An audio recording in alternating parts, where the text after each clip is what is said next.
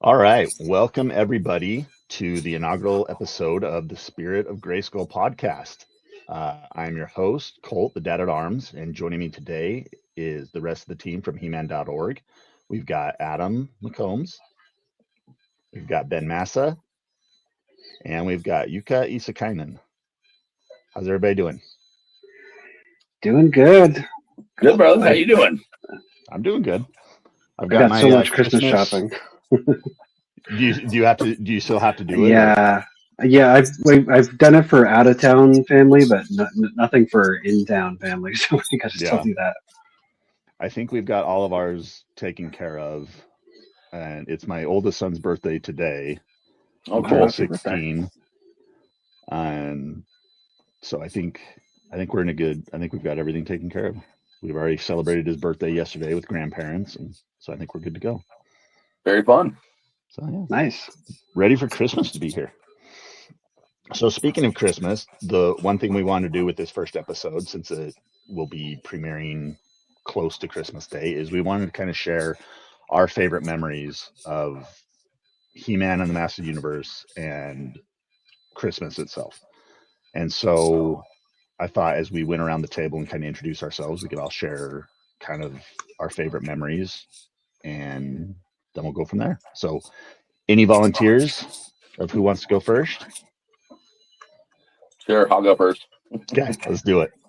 All right. So I guess a little introduction. I mean, a lot of people have gotten to know me over the last few years, but Ben Massa, obviously very proud member of the He-Man.org team. Glad to be here. And it was because of Adam. He really got me involved in this. Prior to that, and I still currently do Orko's Keep, obviously. I just try to archive as many old publications as possible.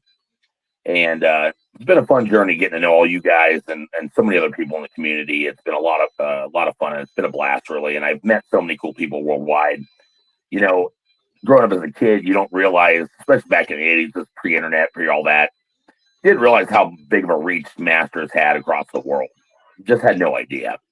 And it wasn't really until after I was an adult, in my late 20s, early 30s, I realized how big, massive this was across the globe. And I just started hunting down all this old, international publications, being from Denver, Colorado.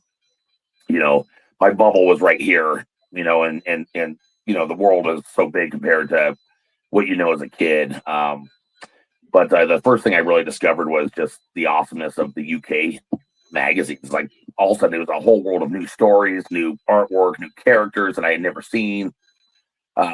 Growing up, my dad and mom bought me probably as many of the toys as they could get at the time. Had the Grayskull. I had, most of the characters. Not all of them, but I had definitely most of the characters. Only a handful of vehicles, though. I never had all the vehicles. I know Colby sent some fun pictures. I don't know if you can pull them up. Yeah, I'm ready. So go ahead and pull the first one. So that's me. I'm give or take probably 4 years old there. And I don't know if it was at Christmas time when this was taken, but we definitely got the He-Man bunch there. What action figures, we flew back. That's in Ohio. That's where I'm from originally. So we're at Grandma's house, and 4-year-old Ben gets to tote along a suitcase full of He-Man characters, which, what kid wouldn't want to love to do that? But that's one of my favorite pictures. And then scroll to the next one, which is absolutely a Christmas one with my dad. We'll show one more. So there's my dad. He at the time was probably 25 years old, something like that. And you can see he's ripping open a vintage Battle Bones box. There's me in the background wearing a little He-Man shirt. That's awesome. I love this picture, and I actually restored it. It was very yellowed out, and I didn't send you a copy of that, but you could hardly see any of the details in a quick Photoshop fix, and it was able to restore the colors of the photo. And to me, that's just one of the coolest pictures. That you got the Christmas tree in the background. I'm probably 3 years older. I don't know. Adam would know better if what year Battle Bones came out. I don't know off the top of my head. 85. Okay, well then I'm probably about 5 then, because obviously I was born in 80. So, but yeah, so it's kind of a fun picture. You get my dad and his goofy smile, and he's just ripping the box open. Of course, I wish we had all those boxes vintage and in the box still, but nobody knew back then that these things were going to be worth what they are today. So, Well, and then I get on that if you can't rip them open. Well, that's half the fun, yeah. And of course, in the background, there's probably a couple of He-Man characters floating around back there. Hard to see because it's an old picture, but definitely that. And then show the last picture just for fun. Sure. This is me and my buddy. We were probably about 23 or 4 years old. Wrong one. Let's see. Do that one. So we're drinking a bunch of beer, and we decided we were going to build a beer coliseum out of beer cans, like the Roman Coliseum.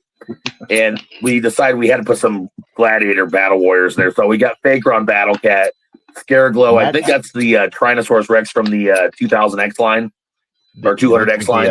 The Battle Raptor. The Battle Raptor, and of course, it was just the two of us. So when you can see, we put a big dent in cans. I don't think we ever got much higher than that on the rows. But that was a fun picture, and that's really the only 3 pictures I can find with He-Man characters and me in them. But obviously, that was probably in 2000. Say it again. I think that's cool because you got the that looks like the Toy Fair exclusive Faker. That was a Toy Fair exclusive Faker. Yeah, that absolutely was. I never did the classics. I have a few floating around, but at the time I just couldn't afford the classics. And when they were popping out 1 or 2 a month, and they were like $30 a piece, I'm like, oh, that's crazy. I can't afford that. Now we go to Walmart, we spend $80 on 3 of them all day long. But yeah, that was just fun. I hit that a fun story real quick. The Faker I saw in the Toy Fair exclusive magazine, and you could only get 3. I believe it was the number. And so I had like my grandma, my mom, my neighbor. I had like 5 people order me a set of 3. I paid for all of them, but I ended up getting this horde of them. I had like 12 at one point, and I used them as trading fodder.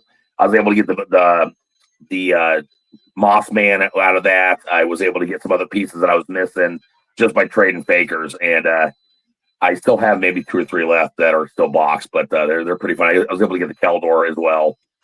But the 200X was really when I kind of reinvigorated my life with MOTU in general. And I was like, this is fun. I really got into it after that. And then I took a hiatus until right before the pre-pandemic in 19 when I started doing all this stuff again. And that's how I met all you guys. That's awesome. But yeah, that's my story, man. Cool. That's really cool. Thanks for sharing. Yeah, thank you. Well, you want to go next, Yuka, since we got your pictures queued up here? We'll pop up the first one. Sure. It's loading a bit slow for me, so give me a sec. Sure.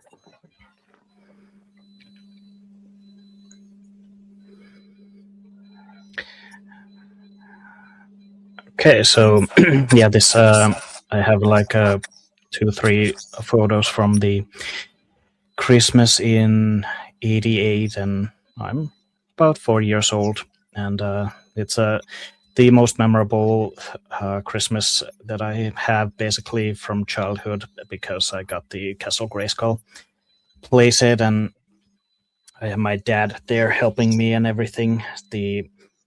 I've mentioned this in earlier other podcasts during the years, but I loved the cartoon and I watched it. And because of that, the Castle Grayskull was like the thing to get. And in contrast to something like Snake Mountain, it didn't look like how it was in the cartoon. So I was like, I don't want that. But Castle Grayskull looked closer to what was in the cartoon. So I just had to have that. And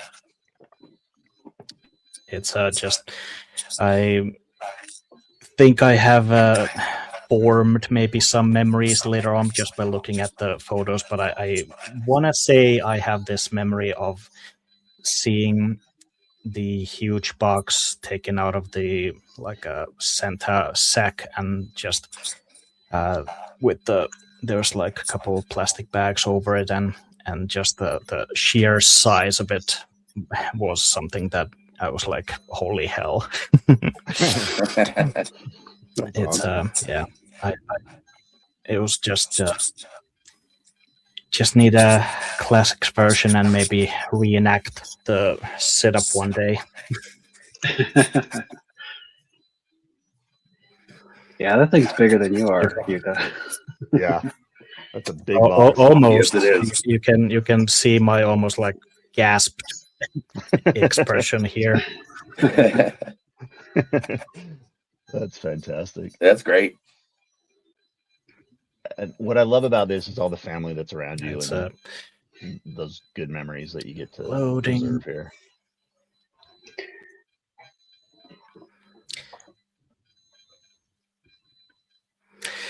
Yeah, it's one of those.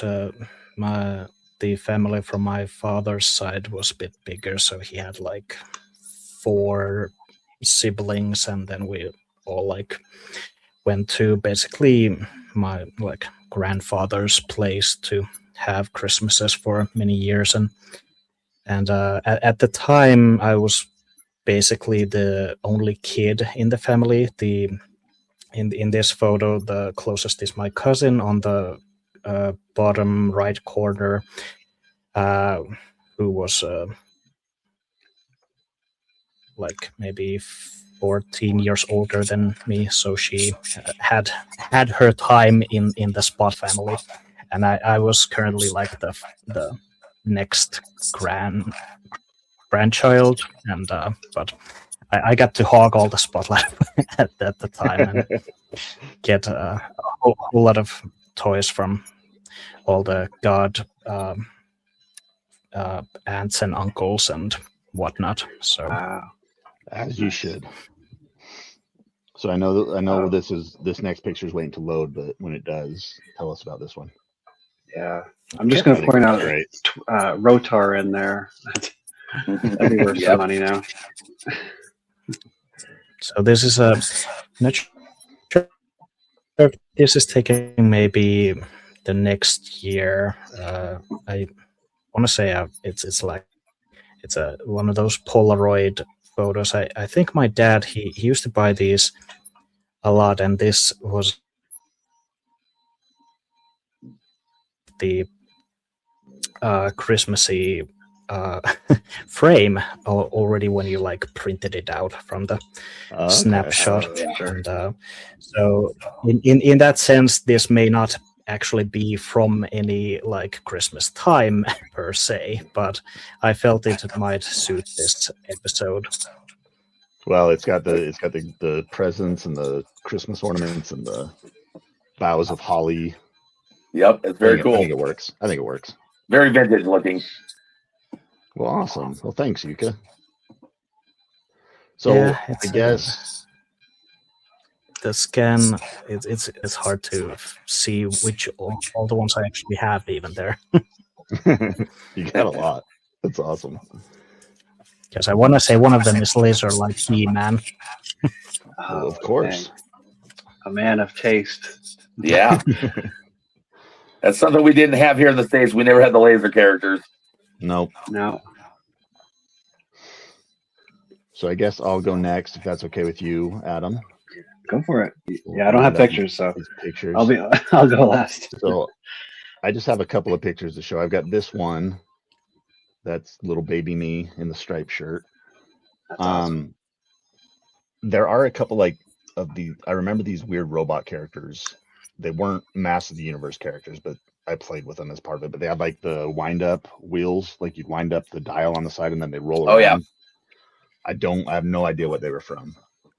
But this was Christmas morning after things had kind of settled down, and I was playing with a few of my new toys. That's my dad in the foreground there, and then 2 of my sisters in the background. We were all just kind of playing together. I think there's actually a Frosta there on the table between my 2 sisters, kind of blurry. Yeah, it kind of looks like it. So I don't remember having that one at all. So maybe that might have been my sister's. That's awesome. One thing I do remember is that kind of there by my forearm between me and my sister who's sitting on the table, there's those that 2-headed dragon from the what was that? The Imperial, yeah. Imperial, yeah. And I remember playing with that thing constantly.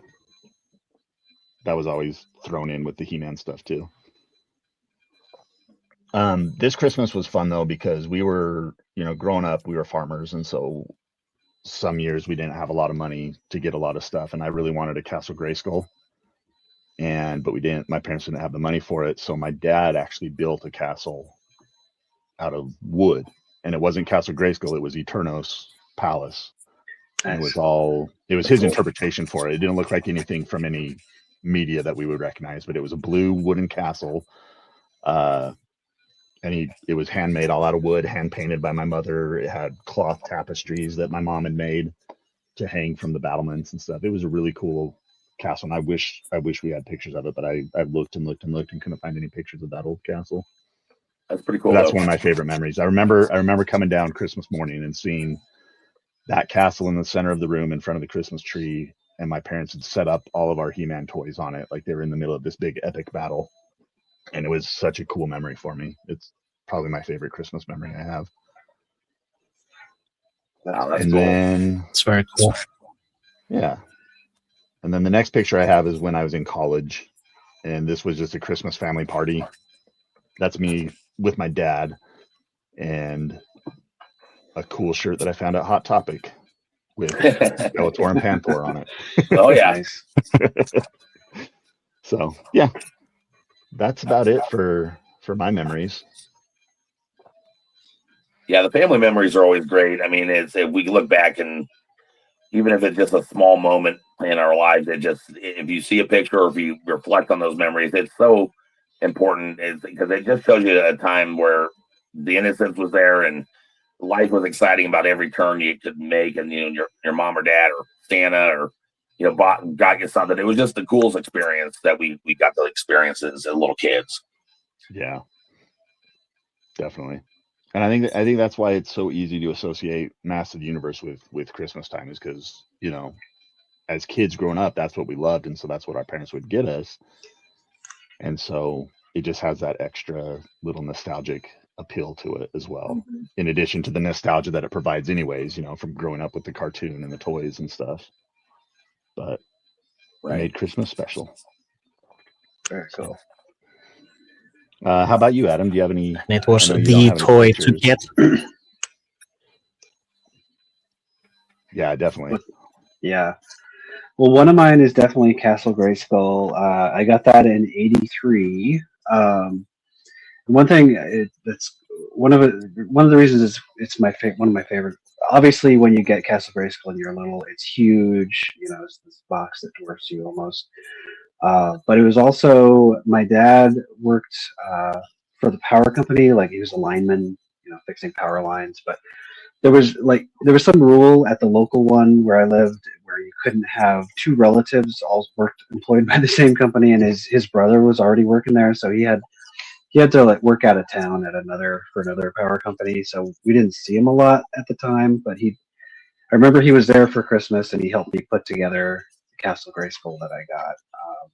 Which is, I always, especially like the interiors, because he helped me, put on stickers and, assemble everything. So that really reminds me of my dad in Christmas. And he would have been 87 today. He passed away a few years ago. But so that's one of my favorite Christmas memories. I love that. Yeah, that's great. Well, thanks. And thanks everybody for sharing your memories.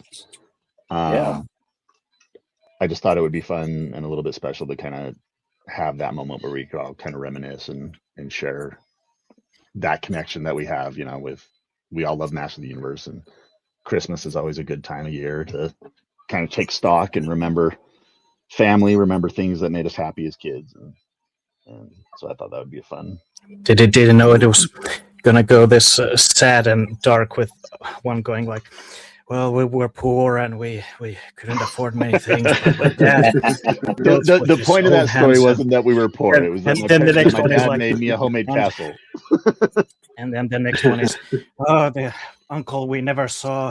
He came to us for that one time. Like, sure. If we want to go that route, then sure. My Christmas Yuka thing was the last Christmas that the parents were together. They broke up after that. So yeah, let's go with that. And then there's a story where Dad climbs down the chimney to try to replicate Santa Claus from Gremlins. Just think of the saddest stories. Yeah, that's awesome. So let's move from sad Christmas stories. We're going to move from the spirit of Christmas. Now we're going to talk about the spirit of Grayskull. So, all right. As people may have noticed, the name of this new podcast that we're putting together is called the Spirit of Grayskull. And the reason we chose that, I guess, in my mind, is because the Spirit of Grayskull is kind of this all-encompassing all knowledgeable force in Eternia that watches over the secrets of Grayskull. And with He-Man.org, I think that's kind of what we aspire to try and do. Is, you know, we kind of want to be the go-to source for all things He-Man, and that covers all things like, you know, current news, archival things, you know, anything and everything that's He-Man related. We kind of want to set ourselves up to be the go-to source for all that. And so I think it's appropriate that this is the name that we chose for the new podcast that we want to do. And it's going to be a monthly podcast. So yeah, expect to hear from us each month talking about things. Looking forward to it. Well, for me, I was just like, what are the coolest, you know, place names or thing names in the lore? So like that's what I'm just like throwing out stuff. I forget what were some of the alternative names that we were doing. We thought of Champions of Grayskull was one that we considered. Yep, that was one. Right. I will say, I think ultimately what sold me on Spirit of Grayskull was shortening it so that we could call it the SOG cast, the SOG cast. That just sounded fun. Yeah, we're the SOG cast. The Soggy Bottom Boys. I remember the Soggy Bottom Boys. I think I floated around in the chat for a few minutes. We need all of us need those long beards. Yep. Playing sad music. Yeah. To go with Don't even get started on sad. Next episode, I'll get my ukulele out, or no, my banjo out. Banjo. Somebody can get like a jaw harp and a harmonica. Yeah, I'll get a harmonica.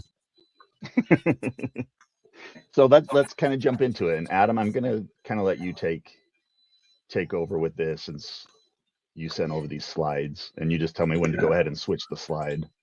Okay, sounds good. But yeah, let's talk about the Spirit of Grayskull.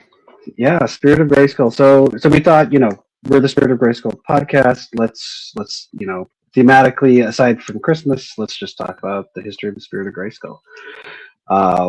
So there's it's kind of it's very much focused on some of the early stories, especially the early Don Bluth, Alfredo Alcala stuff, but it does echo on to other parts of the lore, Filmation, into some of the Italian comics, even some coloring books. So we'll just kind of touch on the appearances and the function of the Spirit of Grayskull. So if we go to the next slide. So the first appearance is in He-Man and the Power Sword, and it's more often called like the Spirit of the Castle in these early comics, but obviously, you know, Spirit of Castle Grayskull. And I think in Filmation is where they really start calling it Spirit of Grayskull. But so it's kind of in this story, you know, Skeletor is kind of defying the Spirit of Grayskull. He wants to break in the castle, steal all the secrets of Grayskull. At this point, you don't they hadn't established you need both halves of the Power Sword even to get in, because one of the halves is inside Grayskull. He has to break in and get it. But there's occasionally throughout the story, there's this kind of he defies the Spirit of Grayskull. The Spirit of Grayskull warns him, you know, go back. They're not for anyone to possess. The secrets of the castle aren't for anyone to possess. So it's kind of this back and forth between Skeletor and the spirit of the castle.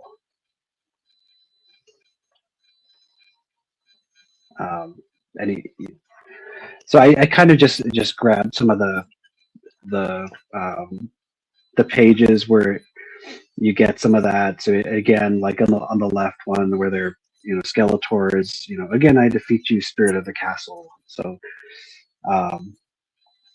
That's awesome. so there's that kind of back and forth, but you'll see this is a recurring theme at the end of these stories. Like once the heroes have managed to defeat the forces of evil, then you see this scene at the end where the spirit sort of floats above the castle, and thanks to heroes, it returned Tila's unicorn steed to her. So it's kind of just used as the happy ending when it comes out over the floating over the castle. skeletal it's a visage of the castle. time when there basically wasn't anyone living in the castle, so you gotta have some character try and protect it. Yeah, that's a good point. So it's kind of, in a way, the sorceress takes over the role of the Spirit of Grayskull eventually. Interesting. The purpose of that role, I think, is one of those that gets in different versions mixed, and like there are the German stories. I think you had examples from there, and well, we can get to it, but it's one of those that you have a castle and there should be someone maybe guarding it, or the castle itself acting or deceiving anyone who tries to enter it. So they needed someone or something to fill that role. But it's interesting that nowadays, obviously, most will associate that there is a sorceress who lives inside the castle as the guardian, but the spirit basically was the one holding that role at the very early stages. Yeah. Hey, Adam. Quick question on the Spirit of Grayskull. Does any of the mythos or lore from the stories, comics, whatever we can find, is there a creation point of it, or is it just because Castle Grayskull was created? I think it comes from Don Gluck, because it first appears in He-Man and the Power Sword. I don't think it's not in his early draft. Like, there's the Fighting Foemen, so there's this early draft of the comics. It's not in there. So sometime in between that first draft and then He-Man and the Power Sword, it seems like he thinks it should be added. I've never seen like a reference to it in like Mattel's internal documents. They mention all the toys they want to do, but they don't mention Spirit of Grayskull. So I think it must have been Don Gluck who created it. Okay. I mean, I wasn't sure on that. It kind of. You also got to be specific. Are you talking about in-universe reasons or backstory, or the actual backstory? Right. Yeah. Then there's couple versions how you can interpret the spirit depending on the canons. Mm-hmm. So, is there any kind of along those lines? Is there any in-universe explanation of who the Spirit of Castle Grayskull or the Spirit of Grayskull is or was at some point? Is there anything? Well, Adam can correct me if I'm totally wrong, but basically, like, the first idea, just the whomever was the king of the castle, that their spirit is the one remaining and guarding it and making prophecies about He-Man becoming a king at some point later, and like in a time when there was no King Grayskull, the character, which would be the 2002 version that has taken over as the, like, when someone asks that, well, who is the spirit, then most fans probably might think that, well, it's just King Grayskull, duh, like it's in the name. But then you also, if you have more recent examples, there's the Injustice crossover with Masters of the Universe, written by Tim Seeley, which was published through DC Comics. There, the point is that it's Hero, the original 1987 version, ancestor to He-Man and She-Ra, that basically concocted, I forget the story, but like the formula for some power thing, whatever is the MacGuffin in it, and then it's explained in the story basically that his spirit remains there in some capacity. So basically, in that story, it's that the Spirit of Grayskull is Hero, the most powerful wizard in the universe. Okay. Cool. Yeah, very cool. So tell us what's going on here, Adam, with this. So this is King of Castle Grayskull. So at this point, the sorceress, like the green, aka Green Goddess, she's been written out of the story. Oh, Tila. So, not Tila. But Tila, basically, there's this conversation towards the beginning where the spirit of the castle is talking to Tila, talking about the warrior who's going to find the full tabs of the power sword and become the king of Castle Grayskull. But it's also telling Tila, you're going to be the guardian here. Which I don't think I think that's the only of the 4 comics where she's even acting as the guardian of Grayskull. And I think it was just because they needed somebody to act in that role for the story. But so it kind of starts with that. And once again, if you go to the next slide, there's Skeletor manages to fool Tila into thinking that he's the. Oh, is there no? Okay, I didn't do another one. But there's another panel where Skeletor, disguises himself to look like Castle Grayskull, and she thinks he's the king. So he's he's kind of talking to the Spirit of Grayskull and saying, "Hey, I've won. I've defeated you. I've got the secrets of the universe." And then it sort of once again at the end, you've got this role of the Spirit is to appear visually and thank the heroes for defeating the forces of darkness once again. And these are some of the coolest looking depictions of it, I think. Yeah. Visually.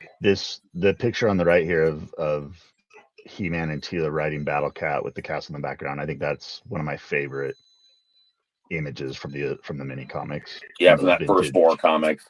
Yeah. I love that image. Yeah. Well, you're the ultimate He-Man and Tila stan. It's true. Stan, right? It's true. So where do we Eli's see not the blonde. future?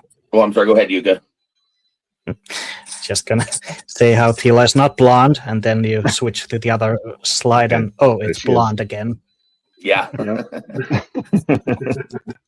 So Yuka, Adam, you guys really follow a lot of the newer comics. What do you think that the Spirit of Grayskull entity or character is going to be something that is really showcased again in a more powerful light than it has been in the past, or is it something that has a future, or what do you think? I'll let Yuka answer because he's really the expert on that.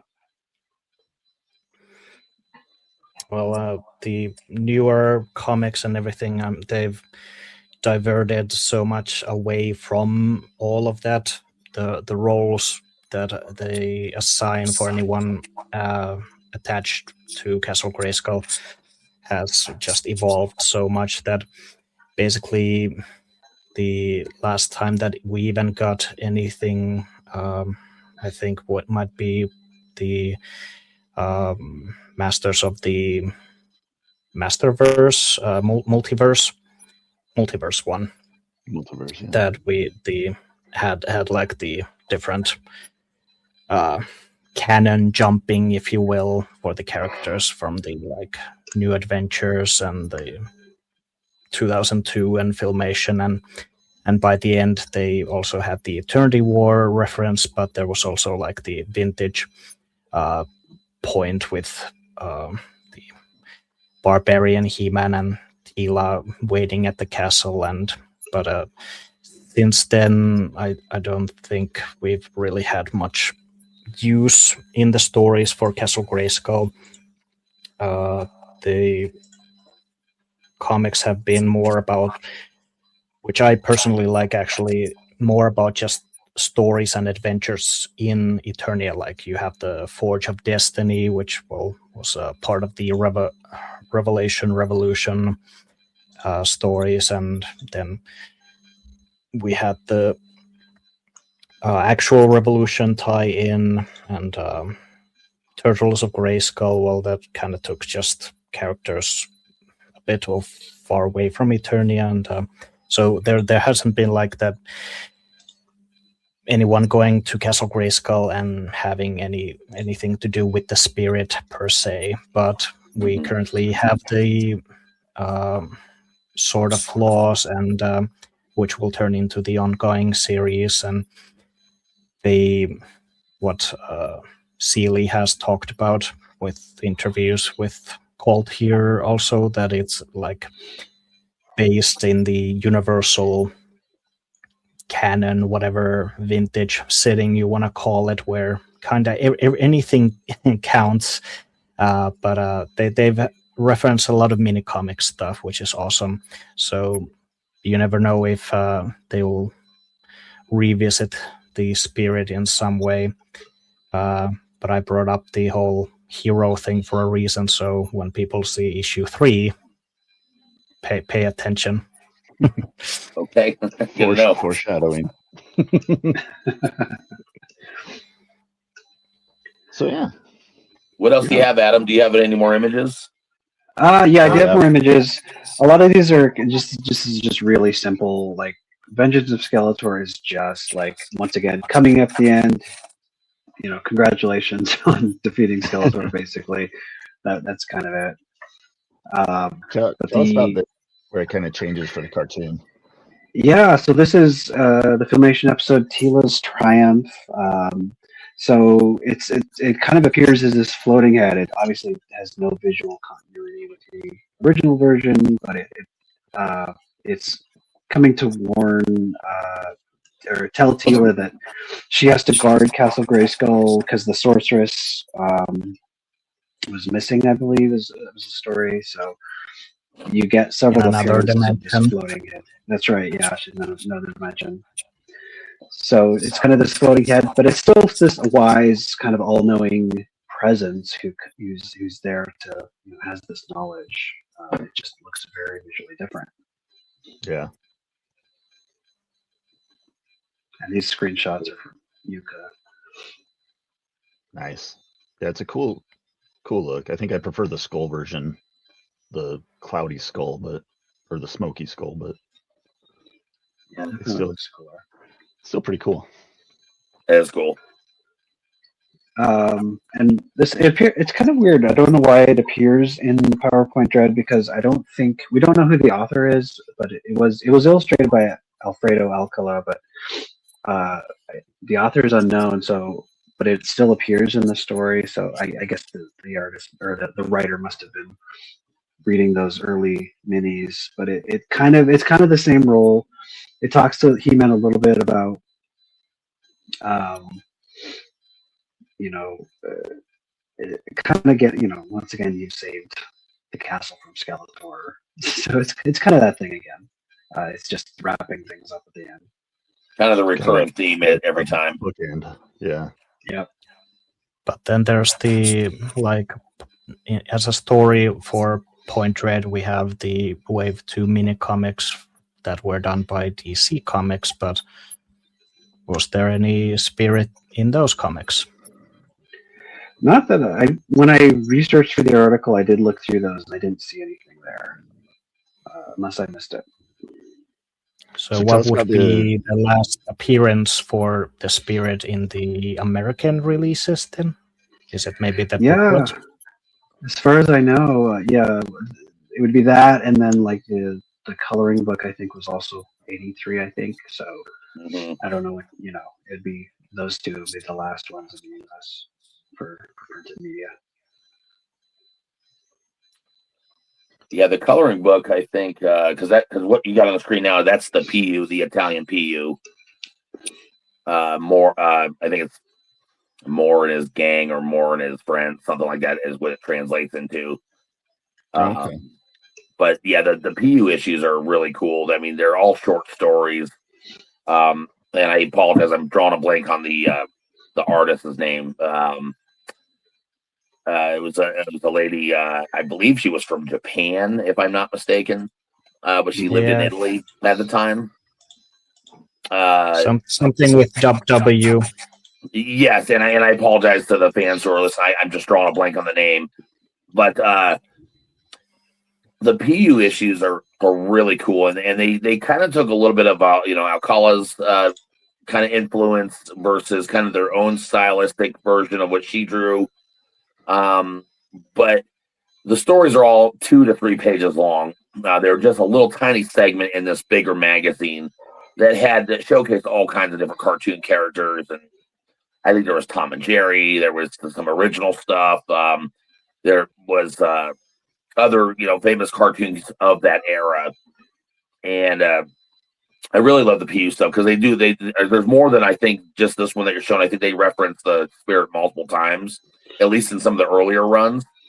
I posted quite a few of these. I think I don't know the exact count on my head, but I think we posted probably about 40 of these so far. I try to do them in numerical order, and I got more in the wings waiting to be posted at some point. But, they use that Spirit also, which we'll show you here in a minute. I know Adam has these pictures of some board games and some coloring books. And, it definitely was part of the mythos that, the early stuff in the early 80s that they showcase. Like, here's a prime example. And Adam, you could tell us more about that if you want. Yeah, I think this is probably just a matter of these artists are referencing comics. Like, you can see there's a Mark Teixeira Skeletor there in the right corner. There's the version of Spirit of Grayskull from King of Castle Grayskull, like the second to last page. That's where they're drawing that from. And I know Yuka's done a lot of, basically articles about swipes, like art swipes. You see that all over the place with like licensed merchandise. Right. That would I don't know if it's actually a really big article to make when He-Man copied He-Man, because it's the early stuff would really be about that. Oh, they all had maybe the Alcala or Teixeira stuff to use. Right, so yeah.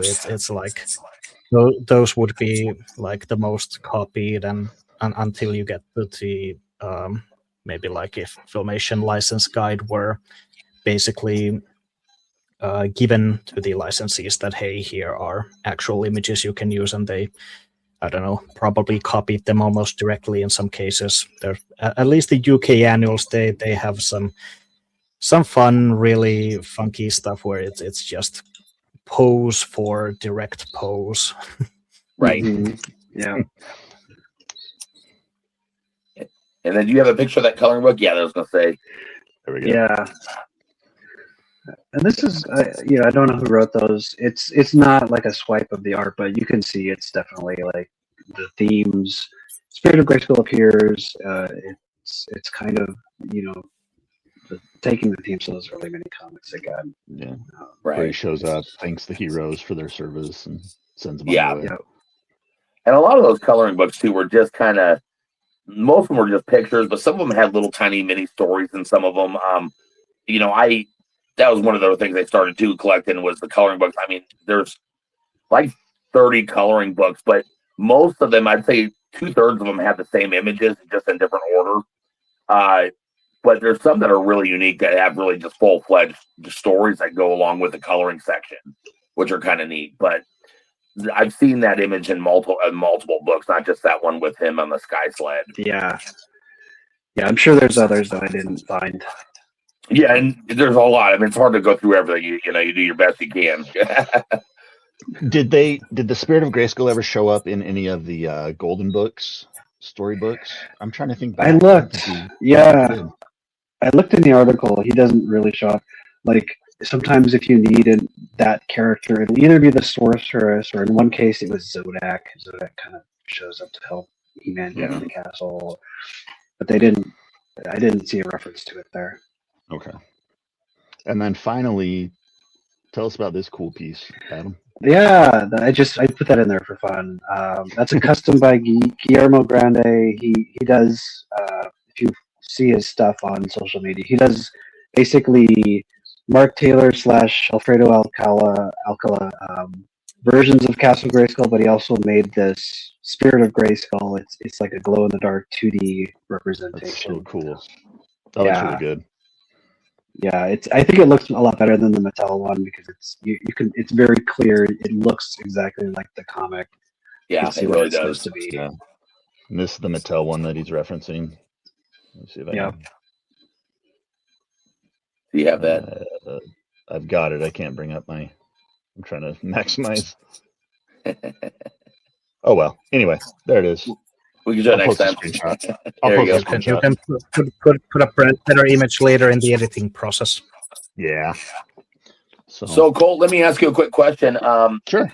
What you're kind of the fearless leader on this podcast series.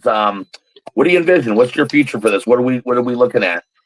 So basically what I'd like to do is I've reached out to a bunch of people in the community on the creator side of things who have had a hand in creating something for Masters of the Universe, whether it be Netflix shows or comics or, basically kind of anything in that realm. And what I envision is that we'll have a topic and we'll bring someone on who is kind of an expert in relevance to that topic that we're going to be discussing so that we can talk about it. So for example, if we were going to talk about the Revelation and the Revolution cartoons, we'd bring someone on who worked on that show directly to kind of help answer questions and kind of give us insight about different things. So basically awesome. Just kind of a 45-minute to an hour episodes, fairly short and sweet. And hopefully people can walk away with a little bit more knowledge, a little bit more insight about Masters of the Universe and all the different incarnations of it is kind of what I was thinking. Yeah. That's awesome. And I think we were talking about too, like just some people who've been a part of, like, a big part of the fan community in the past or still are. So, former He-Man.org alumni or, just all kinds of people from the community too. Absolutely. Fantastic. So, and as we get closer to each episode, I think we can announce what the theme and guest would be for people to kind of get excited for it. But yeah, so I like it. That sounds great. That's really about it. Kind of a simple concept, but I thought it would be fun. Well, it's been a fun start to the first show, guys. Yeah. So, is this the part where we argue about Evil Lynn's skin color, or if Tila is the sorceress or the goddess? Listen, she was always yellow. I don't care what anybody says.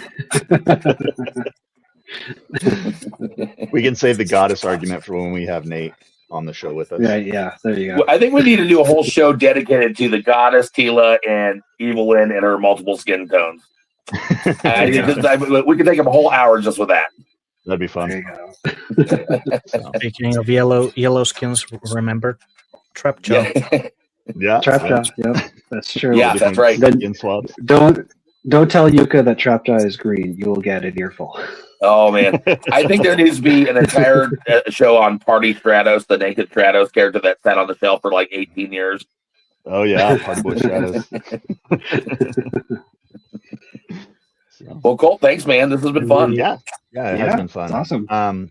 Before we end, I just want people to do the introductions because I think Ben did his, but did we kind of skip all others? Oh, yeah, we did. Are we good that people just know us? No, you're absolutely right. We do need to do that. I skipped over that. So Yuka, why don't you go ahead and introduce yourself and tell people where they can find you? Hi, Jukka from Finland, a long-time fan, first-time listener. Been in the community as a fan, been able to work on official projects here and there, and mostly people know me as the 2002 guy, but I also like the Filmation stuff and mini comics and all bunch of comics. I've talked about many different variations throughout the years, and but the new stuff is also very cool, and Revolution for what it's worth. And I'm on Facebook, and I have a YouTube channel called Jukka. You can find videos there when I have time to post them. It's been a bit of a hiatus currently just because of everyday life and taking all the time from the little hobbies. And but I also have been writing articles for Battle Ram blog, and now those will be possibly for He-Man.org. So I'll see what Adam has me do next. Awesome. Well, thanks. Yuka also wrote a really cool book, which goes through all the episodes of the 2002 cartoon. So that was really neat. Yeah, I did. There's an unofficial guide. Yeah. So, Adam, why don't you tell people who you are? Yeah, so I post a lot online. You can see a lot of my stuff online. I started Battle Ram blog 10 years ago. And then Yuka very quickly reached out to me with like some, hey, did you think about this or did you think about that? Here's some images. So he's been very helpful all along. So I've been able to I was able to contribute to some books, most especially the Pixel Dan toy guide. I kind of ubiquitous on Facebook right now. Posting, I have a whole calendar that I do for my Facebook page. But yeah, most recently, working with all of you guys on bringing back He-Man.org. That's taken up all the rest of the time I didn't have. So that's what's keeping me busy. Yeah. Awesome. It's been an exciting journey bringing back He-Man.org. I mean, it's been fun for all of us. We've had a lot of ideas, and for those that don't know, the back channel, the four of us have a private chat that we bounce ideas off all the time, and it's really exciting that we were given this opportunity to resurrect something that was really important to a lot of people. And Definitely. hopefully we're doing it justice. I feel like we're doing the best we can. I think we're doing some good stuff here, and I like the direction that we're going with it, and hopefully it's just going to keep building and get stronger. Yeah, I don't know if we should take a minute to talk about how that happened too. Maybe Colt, you kind of introduce yourself if you didn't already, and then we could just sort of like 5 minutes, just like the history of that too. Like, Sure. So I'll just introduce myself real quick. I'm Colt. I go by Dad at Arms on my socials and stuff. I have a small YouTube channel where I've been spending time interviewing creators for Masters of the Universe and standout fans who have contributed greatly to the brand and to the fandom and things like that.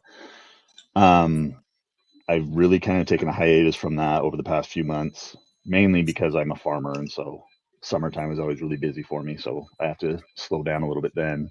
But also because I was invited to join He-Man.org. Adam reached out to me and asked if I wanted to cover news and kind of be the in-house journalist for He-Man.org, and I was happy to do it. So it's been an honor, and that's kind of where a lot of my attention has been focused lately, and trying to build it up as good as we can.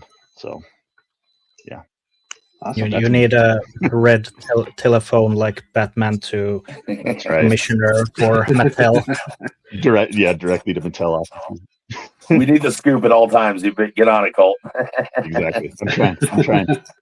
I basically send a lot of emails and a lot of phone calls, and then sit around and wait for someone to answer me. So Yeah, that's what I do. that's great. So yeah, tell us about Yeah. So He-Man.org, for those of you who are on it or a part of it, I mean, it was the biggest fan site for He-Man online. Went from like 97 to 2023. Unfortunately, it had to close because it had grown so large in terms of hosting space, but the traffic was, a fraction of what it was back in the Classics days. So, even sites that get a lot of traffic, there's not a lot of ad revenue for websites, but even less so if it's if you're sort of balancing this huge hosting cost versus very little ad revenue. So it had to close in its current form. It was also really kind of outdated. It had been 10 years or something since the last redesign. But when it went down, Val, the owner, reached out to me, and he said he'd like to maybe relaunch it, in the future, just probably in a more streamlined kind of way. It would have to be rebuilt because it was just, a very complex site. It wasn't built off of WordPress or anything. It was all kind of coded from scratch. So it took a while for Val to get the hosting together. So he finally did in early start of this year, 2025. So I started working on it initially behind the scenes. It wasn't published, and I just started, working on kind of the sections and some of the ideas of where to put things. And the idea was basically let's start with the resources. So the toy, we need a guide for all the vintage toys. We need scans of comics and magazines. Basically, all those resources on the original org. We didn't want to start out with like a forum just because that would be, they take up a lot of room. They require more work to monitor. You've got to monitor that, spammers or hackers or all kinds of things. So it's a little more complicated to do a forum. So we want to just start with those resources. Reached out to all of you. I think I reached out to Yuka first. Just, hey, would you like to be a part of the org? And just having, Colt, I've been on your podcast. I've been in contact with Ben as well, and we've been on another podcast together. So I knew you guys were all, knowledgeable stand-up guys. So I thought you guys would be great to work together on it. So, and it's, when we launched in August, we didn't have everything together. We still don't, and it's going to take some years to get the org into I think its final form. But I think it's looking good. It's starting to come together. But any thoughts from you guys would be great too. Awesome. Yeah. So yeah, I think it's, I've said it before, but it's the, He-Man.org was an important part for me as a fan because it was able to help me reconnect with something that I remembered from my childhood. And so the journey of being a passive visitor to the site that kind of lurked in the comment sections and in the forums and stuff and didn't really contribute to now being able to work on bringing it back is really something special to me and an honor. So thanks for having me aboard. I'm glad to be here. Hopefully we can make it something great. Absolutely. Yeah. Thank you, Adam, as well. I mean, reminiscing could be a whole episode on its own. Yeah, definitely. So with that said, I want to go on that note that I'm the one who's like worked on the org when way back then. So I'm OG. OG. Yes, you are OG. Definitely. But also the sheer community just is something that kind of what Ben was also saying. Like as a kid, I didn't have too many friends who remembered He-Man because they kind of were like a couple years younger and they got more into Turtles and all that stuff that was coming at the time. And when 90s, I found internet and had any searches using things like Ask Jeeves and found like He-Man.org and the He-Man and She-Ra episode review website. And it's just the whole website brought a new community of people that, hey, we all remember the same thing. We all loved it as a kid. And it was just a learning curve for everyone that, hey, do you remember this episode? Do you know how many episodes there even were? Did you know there were these comics? I had this toy. What did you have? And just even things that as a fan from Finland, like I feel very isolated that there's no toys on the shelves or anything, even when the commemoratives were coming out. So America, you guys could have those, but the 2002 toys, they came later, like in 2003 here, Europe, so that was good. But something like Keldor figure from that line, I was one of the lucky ones who entered on the forums where Val was like, hey, I can grab a couple of them if you guys just, like, I'll raffle it or something like 500 or whatever I could get. So I was one of those lucky ones at the time, and it has given a lot to me. So I'm very grateful to the org as a site and everyone who's worked on it all through these years. Definitely. Absolutely. Yeah. So I think with that said, I think we can go ahead and wrap up this episode. Thanks everybody for being here today and taking time out of your day. It was fun. And to anybody out there watching, please stay tuned. We've got more to come. And if you haven't visited the resurrectedheman.org, go do it now because it's there and it's awesome. So anyway, good journey. Awesome. Thanks, guys. All right, Good guys. journey. Thank you. Good journey. Good journey.